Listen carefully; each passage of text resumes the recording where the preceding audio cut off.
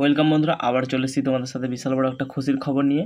রেলে টিটি বা সিসি নিয়োগ যেটা 2024 সে সম্পর্কে তোমাদেরকে পুরো এ থেকে জেড পুরো ডিটেলসে বলবো।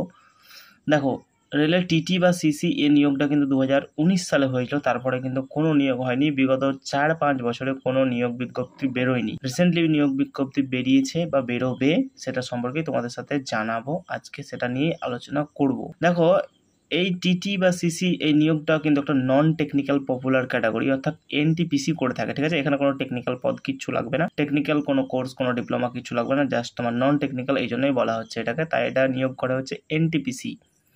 পদ বলেছে দেখো 4000 জন, এটা হচ্ছে এক্সপেক্টেড। হ্যাঁ, কেননা দেখো 2019 সালে যখন এনটিপিসির ফর্ম বেরোয় তখন কিন্তু পদ সংখ্যা ছিল 35,000 প্লাস। যেহেতু এবার রেলে নতুন করে ক্যালেন্ডার জারি হয়েছে, সেহেতু বলা যেতেই পারে, বা বলা যেতেই পারে না, এটা বলবোই যে রেলে কিন্তু এত ভ্যাকান্সি এবছর দেবে না, কেননা পরের বছর থেকে প্রত্যেকবার পরীক্ষাটা হবে, সেই জন্য অত ভ্যাকেন্সি দেওয়া রেলের পক্ষে সম্ভব নয়। সেই জন্যই এটা 4000-এর আশেপাশে, 4 থেকে 5000-এর আশেপাশে ভ্যাকেন্সিটা থাকবে। দেখে নিও। তো যোগ্যতা কী লাগবে? উচ্চ মাধ্যমিক। বেতন তোমরা 7th লেভেলের পেয়ে যাবে, 35,500 থেকে 67,000-এর ভিতরে। যোগ্যতা, বয়স, তারিখ, নিয়োগ কবে হবে, সব কিছু পুরো ডিটেলসে আলোচনা করবো। তো চলো ভিডিও দেখে এগোনো যাক। তো চলো ভিডিওর দিকে। তো তোমরা দেখতেই পাচ্ছ আমরা চলে এসেছি নেক্সট স্লাইডে। তো অ্যাট ফার্স্ট তোমাদেরকে জানাবো হচ্ছে ফর্ম ফিল আপ করতে, অর্থাৎ অ্যাপ্লিকেশন করতে তোমাদের কী কী ডকুমেন্ট লাগবে সেটা একবার দেখে নাও। বার্থ সার্টিফিকেট, 12 পাসের সার্টিফিকেট, আধার কার্ড, এক্সট্রা কারিকুলামের যদি কোনো তোমার সার্টিফিকেট থাকে সেটা, অর্থাৎ পড়াশোনা ছাড়াও যদি কেউ কোনো কিছু করে থাকো সেটা। রেসিডেন্টাল প্রুফ, তোমার বাসিন্দা সার্টিফিকেট, সেটা তোমার পঞ্চায়েতে হতে পারে অথবা তোমার ব্লকের হতে পারে, দেখবে যখন যেটা বলবে তখন চাইবে। এছাড়াও যদি তোমার কোনো রকম ডিপ্লোমা করা থাকে সেটা দিতে পারো। এখানে ইফ অ্যাপ্লিকেবল, যদি তুমি অ্যাপ্লিকেশন করো যে তুমি করেছো তাহলে তোমাকে সার্টিফিকেট শো করতে হবে, আর যদি তুমি না বলো আমি করিনি তবে তোমাকে সার্টিফিকেট শো করতে হবে না। তো এটা নিয়ে অত ভাবার কিছু নেই, শুধুমাত্র 12 পাস করে থাকলেই তোমরা কিন্তু এখানে অ্যাপ্লিকেশন করতে পারবে।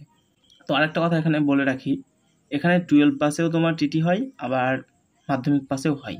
মাধ্যমিক পাসে হয়ে যায় তোমার জুনিয়র টিটি, আর 12 পাসে হয়ে যায় সিনিয়র টিটি।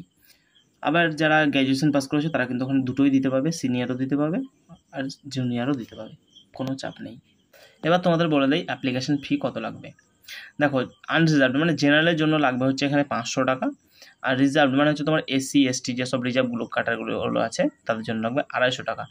তো এখানে খুব একটা ব্যাপার ভালো, দেখো যারা জেনারেল থেকে ফর্ম ফিল আপ করবে 500 টাকা লাগবে বটে, কিন্তু তুমি যেদিন পরীক্ষা দিয়ে আসবে তার থেকে ঠিক 2 মাসের মধ্যে কিন্তু তোমার 400 টাকা তুমি রিফান্ড পেয়ে যাবে। আর যারা রিজার্ভ ক্যাটাগরি থেকে যাবে তারা যতটা টাকা দিয়ে ফর্ম ফিল আপ করবে, অর্থাৎ 250 টাকা দিয়ে ফর্ম ফিল আপ করলে তোমরা 250 টাকা পুরোটাই তোমরা কিন্তু ব্যাক পেয়ে যাবে। এই জিনিসটা রেলের খুব ভালো লাগে আমার। তুমি পরীক্ষা অ্যাটেন্ড করলে তোমার টাকাটা তুমি সম্পূর্ণ রিফান্ড পেয়ে যাবে। দেখো নেক্সট স্লাইডে তোমাদের দেখাচ্ছি এলিজিবিলিটি ক্রাইটেরিয়া কী কী আছে। তো দেখো, ক্যান্ডিডেটকে এখানে হতে হবে 18 থেকে 30 বছরের মধ্যে।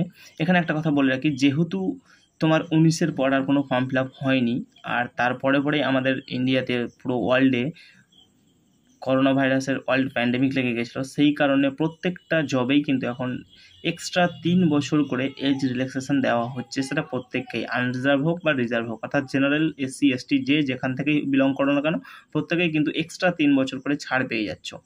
আর এক্ষেত্রে বলে রাখি, তোমার রেলে কিন্তু আলাদা করে ছাড় দেওয়া আছে, এসসি এসটিদের জন্য 5 বছর আর ওবিসিদের জন্য 3 বছর, কিন্তু এটা আলাদাভাবে তোমরা ছাড় পেতে এখনও পাবে, ভবিষ্যতেও পাবে। কিন্তু এই যে 3 বছর বললাম, এটা কিন্তু শুধুমাত্র ওয়ান টাইমের জন্য, প্যান্ডেমিক হয়েছিল, করোনা প্যান্ডেমিক হয়েছিল, সেটার জন্য 3 বছর এক্সট্রা ছাড়।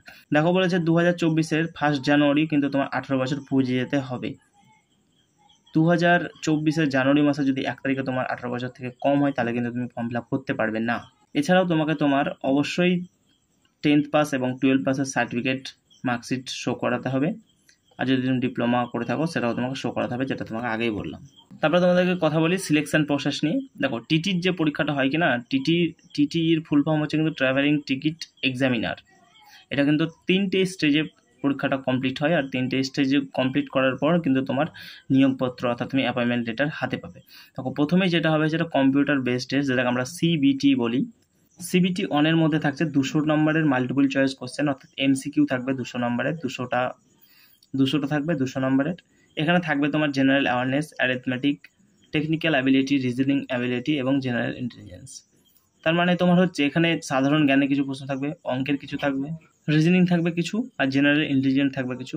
প্রত্যেকটা কোশ্চেন কিন্তু 1 নম্বর করে বহন করবে, আর প্রত্যেকটা তুমি যদি কোশ্চেন 3টে ভুল করো তাহলে 1 নম্বর কাটা যাবে। আর সিবিটি অনের জন্য তোমাকে সময় দেওয়া হবে 2 ঘন্টা। তারপরে চলে আসবে তোমার ফিজিক্যাল টেস্ট। আর সিবিটি অনে পাস করবে তাদেরকে ফিজিক্যাল ফিটনেস টেস্টের জন্য ডাকা হবে। এখানে তোমার বিভিন্ন ধরনের টেস্টগুলো করা হবে।